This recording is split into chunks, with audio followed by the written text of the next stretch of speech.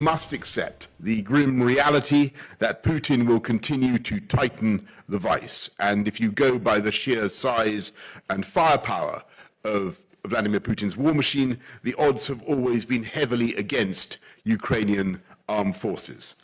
Good afternoon and welcome to another special programme due to the war in Ukraine.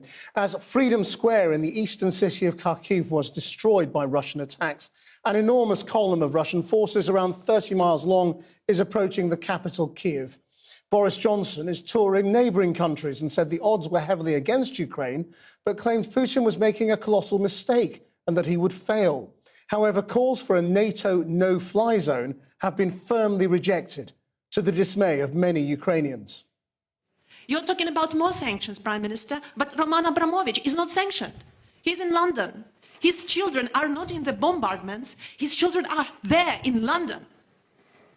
Putin's children are in Netherlands, in Germany, in mansions. Where are all these mansions seized? I don't see that. I see that my family members, that my team members are saying that we are crying. We don't have where to run. Well, this is what is happening, Prime Minister. Well, thank you. Until now, Russia has not fully used its overwhelming advantage in military manpower and resources over Ukraine. But that seems to be changing. The vast convoy of Russian military vehicles heading to Kyiv significantly escalates the threat to the capital and the risk that it will be cut off from food supplies. Cameras have also recorded a missile strike on the administrative building in the second city of Kharkiv. There are also reports emerging that at least 70 Ukrainian soldiers were killed in Russian shelling in Okhtyrka in the Sumy region. Fatima Manji has the latest. The moment a Russian missile hits, causing an explosion in the centre of Kharkiv, Ukraine's second largest city. The target, a local government building. Its exterior still standing, the inside reduced to rubble, as this footage released by Ukraine's state emergency services shows. Perhaps this place was chosen for the symbolism of its location as much as anything else. It stands in the heart of Kharkiv's Freedom Square. But Ukrainian officials say residential areas have been pounded by Russian rockets too. People are under the ruins. We pulled out the bodies of at least 6 people and around 20 people are injured. As the missiles rain down, for some, everyday life has moved underground. This is a maternity ward in a bomb shelter. It appears eerily calm. The soundtrack is a normal newborn wail. And yet, what fears these new mothers must be living in. Others are finding shelter where they can. Ekaterina Babenko and her family have been hiding out in a small basement at a friend's house. It's already the 5th day we're here in the basement. We are very worried and it's very scary. We have small children, elderly people, and frankly, it's very frightening. Overnight, fires lit up the sky close to Kiev, the apparent aftermath of a strike on a military base. The men driving past say it's just been hit and the situation is nuts. This morning, Ukraine's capital seemingly had checkpoints and armed soldiers at every corner. And no wonder. These satellite images from a space tech firm appear to show a 40-mile-long Russian convoy heading in the direction of Kiev. Russia denies targeting civilian areas, though few were willing to listen to Foreign Minister Sergei Lavrov addressing a UN meeting in Geneva this morning, with British and French diplomats staging a walkout. Western countries should stop creating military installations in the territory of the states which early were part of the Soviet Union and which currently are not members of NATO. That should also include the usage of their infrastructure from conducting any military activities. Ukraine still retained all Soviet nuclear technologies and means of delivery of such weapons.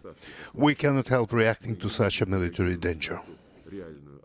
In Moscow, fears over sanctions are starting to show, with queues of people trying to withdraw money at cash points.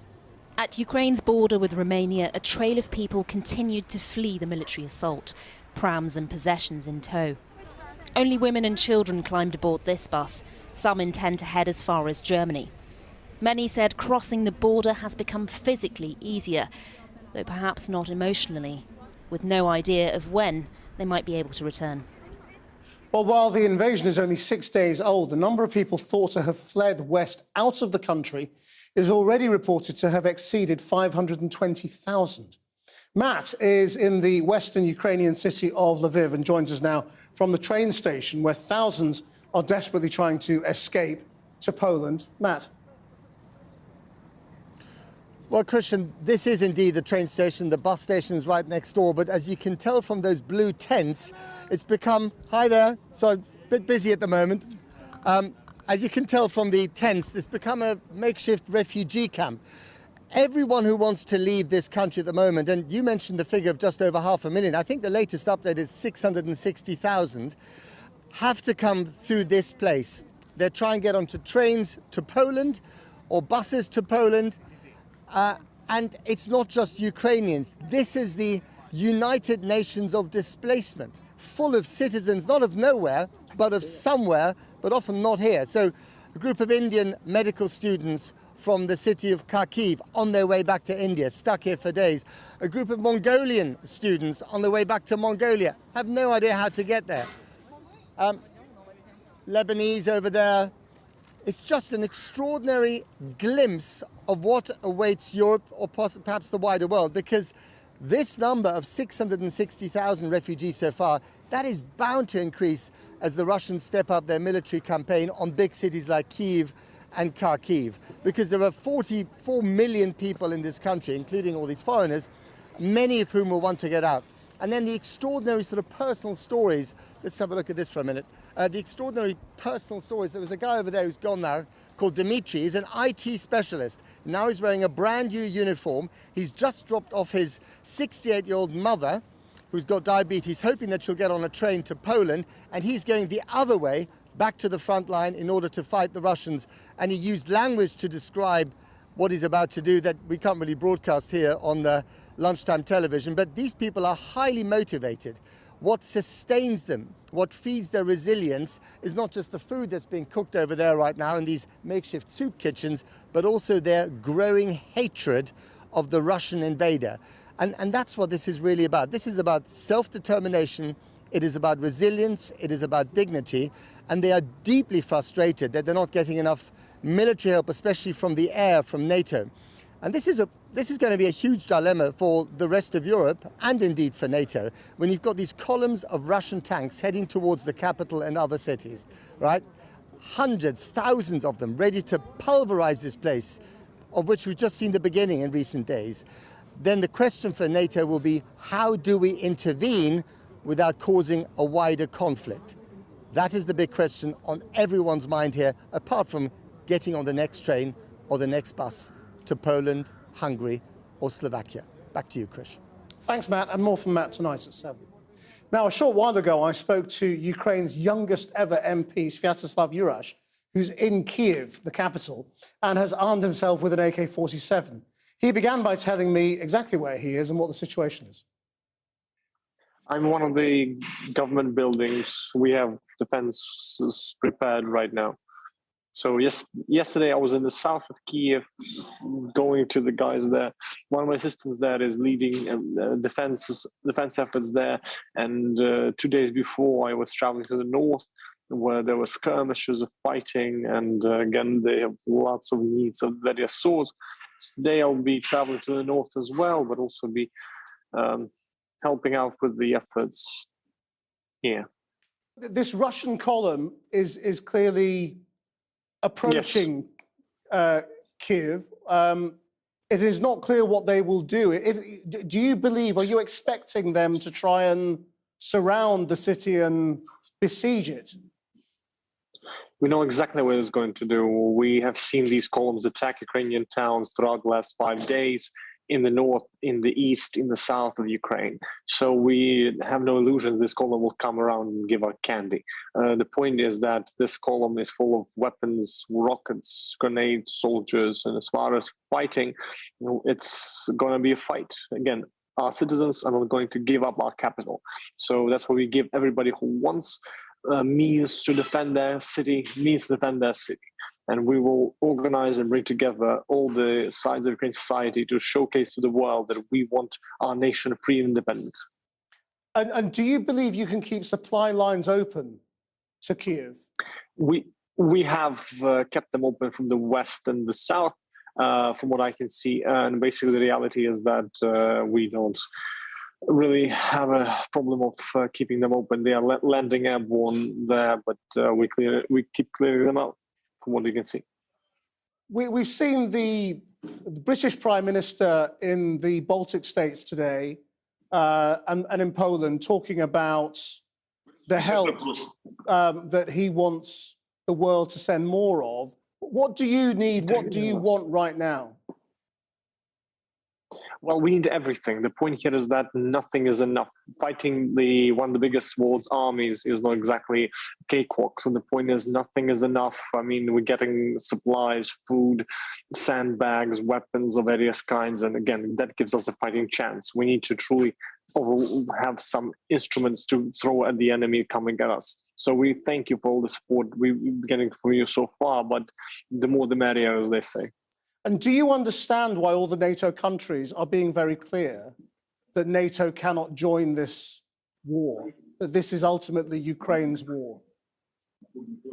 This is a global conflict by any measurement that you look at it. The point here is we're receiving lots of weapons support from NATO countries. Again, and we are actually receiving lots of foreign volunteers coming in. We have set up a procedure for which a lot of those volunteers can join the Ukrainian defense efforts and try and help us in this fight. The point here is that NATO countries are helping us in many ways. That way, that is direct way, would be welcome, but I understand the limitations. But the reality is, again, every little bit helps. And do you think there is any difference between direct help from NATO and the no-fly zone? Some people are still talking about the no-fly zone as if it would not involve, effectively, NATO going to war with Russia. What's your opinion on this? Russia is obviously looking at the data as well as you are, as well as we are, and understands that for it to go to war with NATO is madness. So the point here is that no-fly zone is a humanitarian measure that would stop the indiscriminate bombing of Ukrainian civilians, the Ukrainian cities, and landing airborne in various parts of Ukraine. That is going to be a game changer. So obviously we demand no-fly zone because that's the only way to keep the Russians at least to the front line and keep them from throwing their airborne troops behind the lines or trying to bomb our cities indiscriminately. The point is, I don't know how many more videos of people dead and civilian buildings blown up that the West needs to see to understand that no-fly zone is what Ukraine needs to showcase that the world is doing that final effort to keep the Russians from killing our people. And when European politicians say a no-fly zone would mean a war with Russia, why are they wrong? Russia is a country that understands, as it was shown many times over, one thing and one thing only. And therefore, the point is imposition of no-fly zone is something that Russia would have to abide because it cannot truly compete with Europe or the West in any way, be it military or economic or any other way. It has a hard time trying to take over us, not to mention the might of the Western countries. Mr. Juresh, thank you very much indeed. Thank you. Take care. Well, Boris Johnson has said the UK stands ready to take in refugees fleeing the Russian advance and said that number could reach 200,000. The Prime Minister was speaking in the last hour in Warsaw alongside his Polish counterpart. He said President Putin had fatally underestimated the resolve of the Ukrainian people and was using barbaric tactics to target civilians. Our political correspondent Liz Bates reports. Arriving in Poland this morning, the Prime Minister hoping this is one leg of the journey back to peace in Ukraine. Shoulder to shoulder with the Polish Prime Minister was the image that was supposed to be projected to the world. Instead, during a later speech, he was confronted by a Ukrainian anti-corruption activist who has made it out of the conflict and wants answers. You're coming to Poland. You're not coming to Kiev, Prime Minister. You're not coming to Lviv. Because you are afraid. Because NATO is not willing to defend. Because NATO is afraid of World War III. But it is already started. And these are Ukrainian children who are there taking the hit. You're talking about more sanctions, Prime Minister, but Roman Abramovich is not sanctioned. He's in London. His children are not in the bombardments. His children are there in London. Where are all these mansions seized? I don't see that. I see that my family members, that my team members are saying that we are crying. We don't have where to run. Well, This is what is happening, Prime Minister. as I said to you earlier on, the UK was the first European country to offer military assistance, also doing everything we can to tighten the economic noose around the Putin regime, and we were amongst the very first to put that package together. And I have to tell you, I think that it will work. After that emotional exchange, the Prime Minister will continue his visit in the region this afternoon to Estonia to meet British troops there to reinforce NATO forces and to push the case for further sanctions. At the centre of it all, the Ukrainian president, who addressed EU leaders remotely this morning. The US and NATO have rejected his latest request for a no-fly zone amid fears over where it could lead, something President Biden tried to play down last night. Mr. President, should Americans be worried about nuclear war? No. But more military support is coming from the Australian Prime Minister. We're talking missiles, we're talking ammunition, we're talking supporting them in their defence of their own homeland in Ukraine, and we'll be doing that in partnership with NATO. I'm not going to go into the specifics of that because I don't plan to give the Russian government a heads up about what's coming their way, but I can assure them it's coming your way. As the ruble hits historic lows, signs that sanctions are taking effect. And back in Westminster, new laws to clamp down on dirty foreign money are being rushed through. Critics say, though, the government still hasn't gone far enough in its help for Ukrainian refugees. The Home Office say there are security concerns, but they're working on it. So yes, as you just heard, something that the government has been under a lot of pressure over is its stance on Ukrainian refugees. Now, Priti Patel said yesterday that the UK would accept Ukrainians with close family members in the country. That was criticised because some people said that the definition of close family was too strict. Well, what we've heard today is that that definition is going to be extended. We also hear from Number 10 that there will be a new sponsorship route. And the Prime Minister was asked about this earlier today and said that could mean that the UK could take a much higher number of Ukrainians. What we're going to do is we're extending the family scheme so that actually very considerable numbers would be eligible. As I set out earlier, you could be talking about a couple of 100,000, maybe more. Additionally, we're going to have a... Now, what the Home Office say is that they're already doing a lot on this, but there are security concerns around making the type of blanket offer that we've seen from the EU. But it's something that they're working on, and we will hear more about this later today from Priti Patel. She'll be making a statement to the House of Commons. Liz Bates. Well, the US banker and anti-corruption campaigner Bill Browder made his fortune in Russia before calling for corrupt individuals to face sanctions. His lawyer, Sergei Magnitsky, was allegedly murdered in prison by the Russian authorities. Mr. Browder joins us now from central London. We saw that very angry and understandably emotional plea from a Ukrainian journalist to Boris Johnson to do more, to target individuals, to take away all those amazing mansions in London that they own. How much more could Britain do? A lot more. Britain is the money laundering capital of the world when it comes to Russian oligarch money. Putin holds his money with these Russian oligarchs. And now we have an opportunity to hit way above our weight and hit these people hard and to do what that woman was asking for, which is to seize the assets of these oligarchs. This is what Putin cares about. He cares about his money and he cares about the oligarchs' money. We've made a lot of bold statements about it, but we haven't actually seized any mansions or assets. It needs to start happening. It needs to start happening right away. And Putin needs to see that every soldier that goes into Ukraine ends up with money being frozen offshore. This is his Achilles heel. This is how we can fight back right here, right now, and we should be doing it. Now, various politicians have been hinting, well, they've got very powerful lawyers, the oligarchs. It's very difficult to do this. Is it? No, it's not very difficult to do it. You can stick an oligarch on the sanctions list. There's a thing called the Magnitsky Act, which I was involved in getting passed here, which says that you can sanction foreigners based on corruption or human rights abuse. There's many oligarchs where there's absolute open information about them being involved in corruption. They could be put on the sanctions list today and their assets would be frozen. I don't know what the delay is, but every day that we delay, It's just one more time that Putin thinks that he can get away with what he's doing. Now, you know the financial and investment system in Moscow very well. What do you think the impact of the existing sanctions is? Is Russia at all crippled? Yes, there's no question. So the current sanctions that have been imposed freeze the assets of the central bank, make it impossible for most commercial banks to do business. The ruble, as a result, has crashed. The stock market has crashed. Prices are going to go up dramatically. People can't get access to their accounts. They can't get access to the ATMs. But I should point out that this is affecting the average person.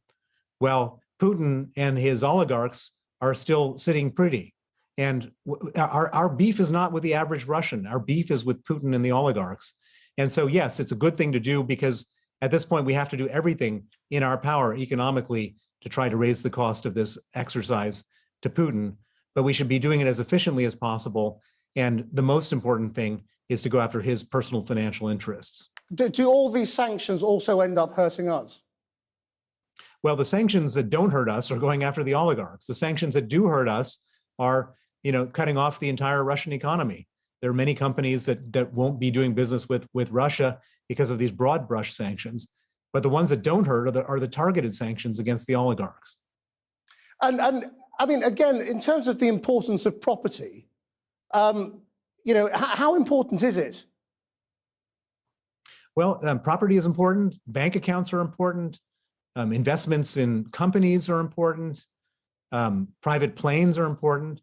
If you look at the oligarchs, they have a whole portfolio of interests, and we should be going after all of those interests because that portfolio of interests also is looking after Putin's portfolio of interests, and it's extremely important. It's the most important thing. And just to put it in some perspective for you, so the moment we started talking about going after oligarchs, Putin threatens nuclear war. Now, nobody wants to go to nuclear war with him, but you can understand that that's his pressure point. And we can either tiptoe around his pressure point, or we can hit him with his pressure point. And it just seems to me that he needs to understand that he can't just go into Ukraine and kill innocent people as he's doing unpunished. There has to be a real cost to this, and the cost has to be personal.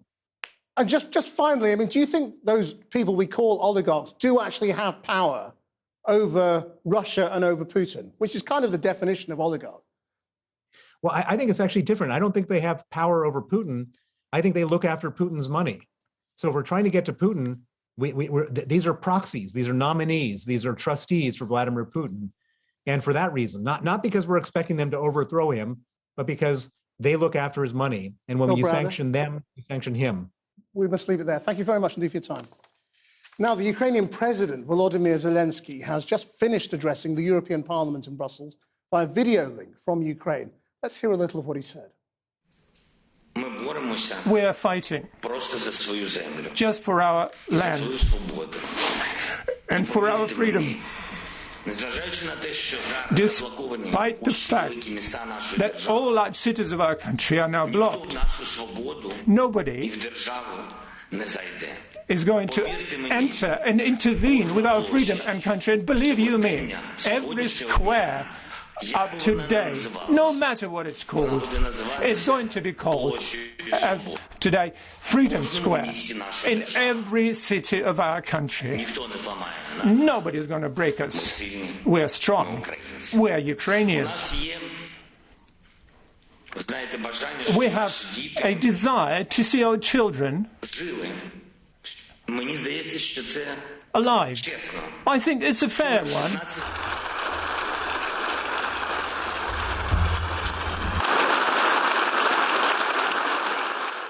Standing ovation in the European Parliament. We're back at 7 tonight. Until then, that's Channel 4 News. Good afternoon.